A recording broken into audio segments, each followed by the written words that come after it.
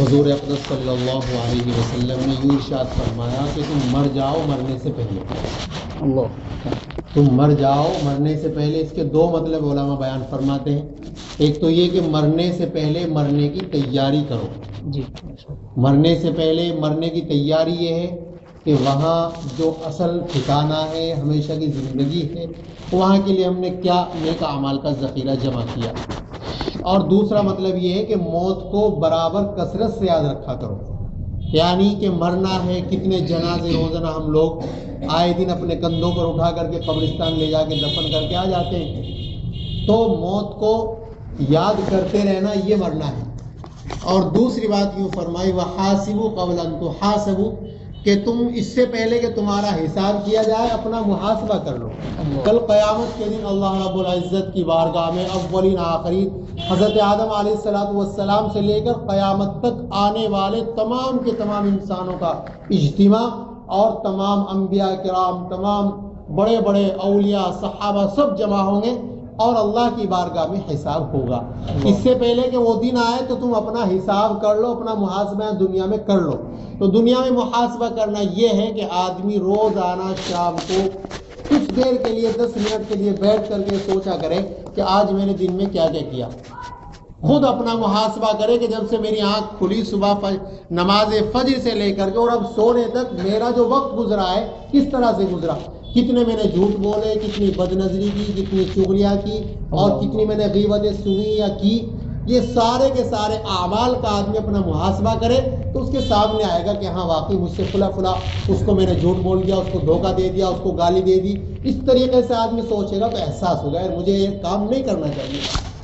تو جو غلطیاں ہوئی، جو گناہ ہوئے، ان کے بارے میں پھر یہ کوشش کرے اور یہ عہد کرے اللہ سے، اللہ آج جو کچھ ہو اس کو تو معاف فرما، کہ اللہ کل کو میری اس سے حفاظت فرما. اس طریقے سے روزانہ 2 رکعت پھر توبہ کی نیت سے پڑھ لیا کرے تو یقیناً اس طرح سے آدمی کی زندگی میں تبدیلی آنا شروع ہو جائے گی. موتو قبل ان تموتو، اللہ کے رسول صلی اللہ علیہ وسلم ارشاد فرما رہے کہ مر جاؤ مرنے سے پہلے، یعنی تمہاری موت کے وقت آنے سے پہلے تم موت کی تیاری کرو. اور وحاسبوا قبل ان تحاسبوا، یعنی تمہارا اللہ کی بارگاہ میں حساب کا وقت ہے، اس سے پہلے تم دنیا میں اپنا محاسبہ کر لیا کرو کہ روزانہ شام تک اپنے نفس کی نگرانی کہ آج میں نے کیا کیا غلط کام کی، گناہ کے کام کیے، ان کی پھر اللہ کی بارگاہ میں توبہ کی جائے تو یقیناً اس سے تبدیلی آئے گی.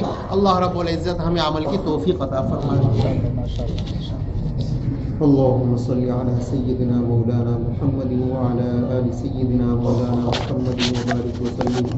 اللهم ربنا ظلمنا أنفسنا وإن لم تغفر لنا وترحمنا لنكونن من الخاسرين. ربنا آتنا في الدنيا حسنة وفي الآخرة حسنة وقنا عذاب النار. اللهم إني أسألك الهدى والتقى والعفاف والغنى. اللهم إني أسألك العفو والعافية في الدنيا والآخرة. اللهم إنا نسألك من خير ما سألك منه نبيك محمد صلى الله عليه وسلم ونعوذ بك من شر ما استعاذ منه نبيك محمد صلى الله عليه وسلم. اے کریم آقا، اے مولا کریم، ہم گنہگار ہیں، خطا کار ہیں. اے مولا، ہم سے صبح سے شام تک بہت سارے گناہوں کا صدور ہوتا ہے. اے اللہ، نافرمانیاں ہوتی ہیں، اپنے گناہوں کا احساس نہیں ہوتا. اے کریم آقا، تو ہمیں معاف فرما. اے اللہ، برے اعمال سے، گناہوں سے ہماری حفاظت فرما. اے اللہ، نیکیوں کی ہمیں توفیق عطا فرما. اے اللہ، کل تیری بارگاہ میں حاضر ہونا ہے. مولا کریم، کبھی ہمیں خیال نہیں آتا. اے اللہ، اے کریم آقا، ہمیں آخرت کی تیاری کی فکر عطا فرما. اے اللہ، موت کی تیاری کی فکر عطا فرما. اے اللہ، اے مولا کریم، ہمیں مرنا ہے. اے اللہ، کتنے ہمارے مسلمان بھائی روزانہ اے اللہ مرتے ہیں، ان کے جنازے ہم کندھوں پر اٹھا کر دفن کر دیتے ہیں. اے اللہ، کبھی اپنے بارے میں خیال نہیں آتا، موت کا، قبر کا، وہاں کی تنگی کا. اے کریم آقا، اے مولا کریم، ہمارے لیے اے اللہ اس پہلی منزل کو آسان فرما. اے اللہ، ہم نے حدیثوں میں پڑھا تیرے حبیب پاک صلی اللہ علیہ وسلم کے صحابی حضرت عثمان غنی رضی اللہ تعالیٰ عنہ، اللہ جب وہ قبرستان جاتے تھے، مولا کریم دہاڑ دے دے کر کے روتے تھے، ان کی داڑھی آنسوں سے تر ہو جاتی تھی. اے کریم آقا ہمیں کبھی خیال نہیں آتا ہے اللہ یقیناً ہم تو بہت زیادہ قصوروار ہیں، خطا کار ہیں، اے اللہ ہر دم ہم سے غلطیاں ہوتی ہیں، اے مولا ہم تیری بارگاہ میں صدق دل سے توبہ کرتے ہیں، اللہ ہماری توبہ کو قبول فرما، اے اللہ ہمیں نیک بنا، صالح بنا، اے اللہ دیندار بنا، اے اللہ ہمارے گھروں میں دین کا ماحول پیدا فرما، اے اللہ ہمارے گھروں میں دین کا ماحول پیدا فرما، نمازوں کا ماحول پیدا فرما، اے اللہ سچائی اور صداقت والی زندگی ہمیں نصیب فرما، اے کریم آقا تیرے حبیب پاک صلی اللہ علیہ وسلم کے پاکیزہ طریقے کے مطابق زندگی گزارنا ہم سب کے لیے آسان فرما، اے اللہ نفس سے، شیطان سے جو ہمارے ازلی دشمن ہیں، مولا کریم ہم سب کی حفاظت فرما، اے اللہ ہر قسم کی آفتوں سے، بلاؤں سے، پریشانیوں اور حادثوں سے اے اللہ ہم سب کی حفاظت فرما، اے اللہ جس وقت حاضرین مجلس ہیں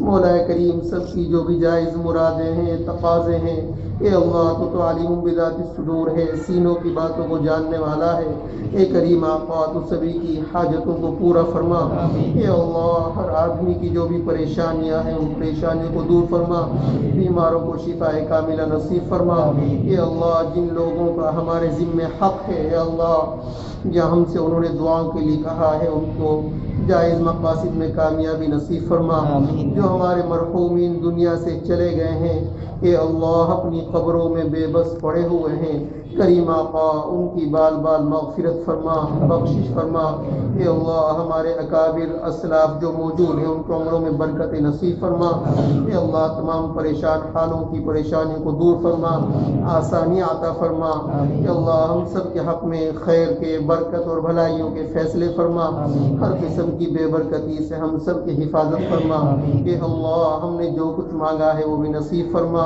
جو ہمارے لیے خیر اور بھلائی ہے اس کو بھی ہم سب کے لیے مقدر فرما، اللہم انا نسألک من خیر ما سألک منہ نبیک محمد صلی اللہ علیہ وسلم، ربنا تقبل منا انک انت السمیع العلیم وتب علینا انک انت التواب الرحیم، وصلی اللہ تعالی علی خیر خلقہ محمد وآلہ وصحبہ اجمعین برحمتک یا ارحم الراحمین۔